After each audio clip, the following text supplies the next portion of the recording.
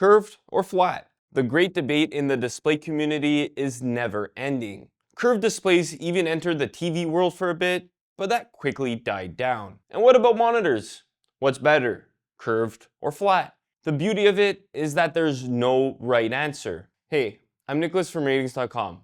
Today we're going to compare two monitors from the Dell Alienware gaming lineup, the AW2725Q and the AW3225QF.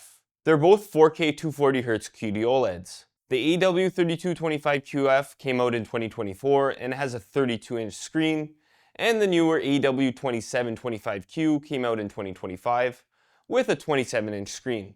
But there's another difference. The 32-inch model has a curved screen with a 1700R radius, while the 27-inch model has a flat screen. But are these the only differences between the two? And which one should you get?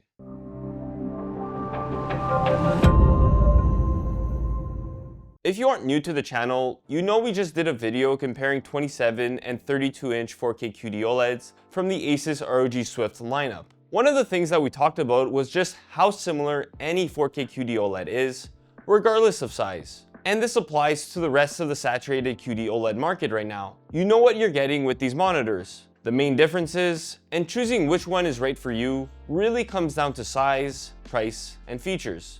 So it won't surprise you that we're saying the same thing about these two monitors that we're comparing today. They're both very similar, as Dell didn't release the new one with a whole new set of features. They offer all the great stuff about QD-OLEDs, a perfect contrast ratio, no blooming around bright objects, and vivid colors. Just remember that QD-OLEDs perform the best in dark rooms, because using them in a bright room causes the black levels to rise, making them look purple. Plus, dark colors also desaturate quickly in bright rooms, so you don't get the same vivid image as you would in a dark room. Even in terms of gaming, these two monitors are pretty much the same. They both have HDMI 2.1 and DisplayPort 1.4 inputs, so you can get a 4K 240Hz signal while using DSC on both monitors. Plus, motion looks sharp, and they each support all common VRR formats to reduce screen tearing. Even for console gaming, they support most of the same signals, including Dolby Vision on an Xbox. The only difference is that the 32-inch model doesn't support 1440p at 120Hz on an Xbox, which the newer 27-inch model does.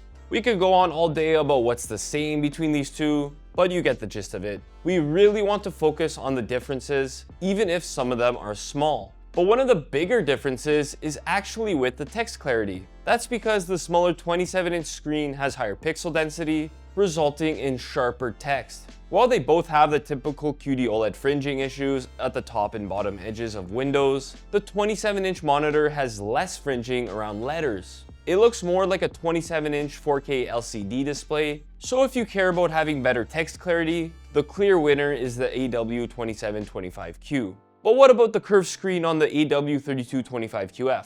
Does that impact text clarity?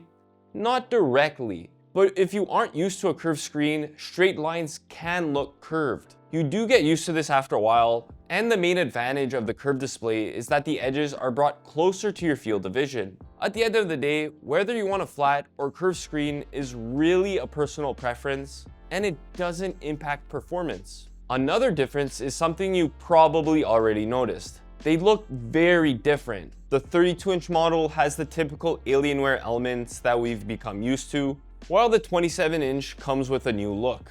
But it's easy to leave fingerprints or scratches on the newer one, so that might be something to consider if you often have to adjust your screen. The newer 27-inch model also comes with a more ergonomic stand. You could rotate it into portrait mode if you wish, which you can't do with the 32-inch. The base of the stand on the 27-inch model also takes up less space, but at least on the 32-inch model, there's space between the feet to put stuff like a small keyboard. Despite their different designs, they have the same inputs. They both have HDMI 2.1 bandwidth ports, with one of them serving as an eARC port. These let you send audio signals to a compatible soundbar or receiver, which is useful considering neither model has a typical audio jack.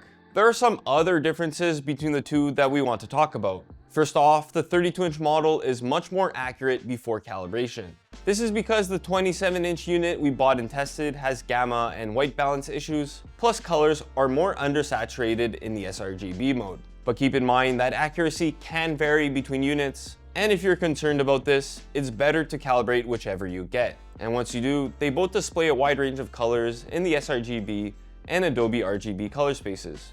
Another small difference is that the 32-inch model gets a bit brighter with most content in both SDR and HDR. It's not a big enough difference to really notice, but it's still something to consider if you want to use the monitor in a bright room. Plus, the 32-inch model has better PQ EOTF tracking, so it displays HDR content at the brightness that the creator intended. The 27-inch model is really not that good for this. It's brighter than it should be in dark scenes, leading to raised blacks. So with all that said, which one should you get? Despite some small differences, these two monitors are so similar that there's no clear winner. They have the pros and cons that are typical of QD-OLEDs. The good being the deep blacks in dark rooms, vivid colors, and fantastic motion handling. And the bad being the raised blacks in bright rooms and the risk of burn-in with constant exposure to the same static elements over time. Choosing which one to get really depends on which screen shape you like. Do you want a curved 32-inch monitor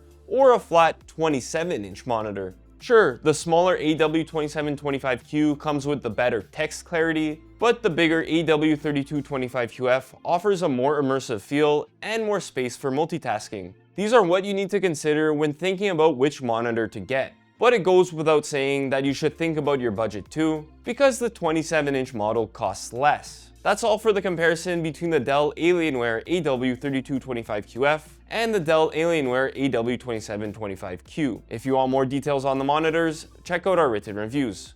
The links are in the description below. Until next time, I'm Nicholas from Rtings.com, where we help you find the best product for your needs. Ciao!